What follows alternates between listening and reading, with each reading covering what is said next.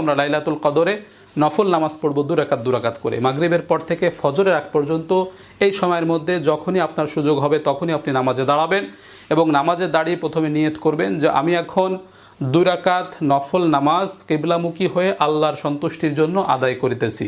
এতটুকু কথা অন্তরে সংকল্প থাকলে নিয়ত হিসেবে যথেষ্ট হবে, আর কোনো অতিরিক্ত শব্দ যোগ করতে হবে না। এইভাবে নিয়ত করে আল্লাহু আকবার বলে দাঁড়িয়ে যাবেন, সানা পড়বেন সুবহানাকাল্লাহুম্মা অথবা আল্লাহুম্মা বাঈদ বাইনি। সানা পড়ার পরে আউযু বিল্লাহ বিসমিল্লাহ পড়ে আলহামদুলিল্লাহি রাব্বিল আলামিন সূরা ফাতিহা শেষ করার পরে বিসমিল্লাহ পড়বেন। বিসমিল্লাহ পড়ে যে কোনো একটা সূরা পড়বেন। এখানে নির্দিষ্ট কোনো সূরা নেই যে এই সূরা পড়তে হবে, যে কোনো সূরা আপনি পারেন পড়বেন। প্রয়োজনে এক সূরা বারবার পড়বেন, প্রয়োজনে একাধিক সূরা প্রথম রাকাতেই পড়ে ফেলবেন, কোনো সমস্যা নেই।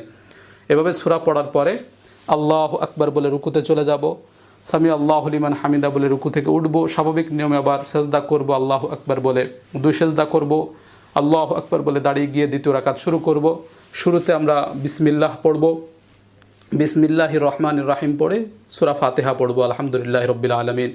সূরা ফাতিহা শেষ করার পরে আবার বিসমিল্লাহ পড়ে যে কোনো একটা সূরা পড়ব, একাধিক সূরাও পড়তে পারি বা এক সূরা বারবারও পড়তে পারি। এভাবে সূরা পড়ে আবার আমরা আল্লাহু আকবার বলে রুকুতে চলে যাব, এরপরে সেজদা করব, 2 সেজদা করে বৈঠকে বসে যাব, তাশাহুদ পড়ব আত্তাহিয়াতু লিল্লাহি, এরপরে দুরূদ শরীফ পড়ব, এরপরে দোয়া মাসুরা পড়ব, এরপরে সালাম ফিরাবো, আসসালামু আলাইকুম ওয়া রাহমাতুল্লাহ।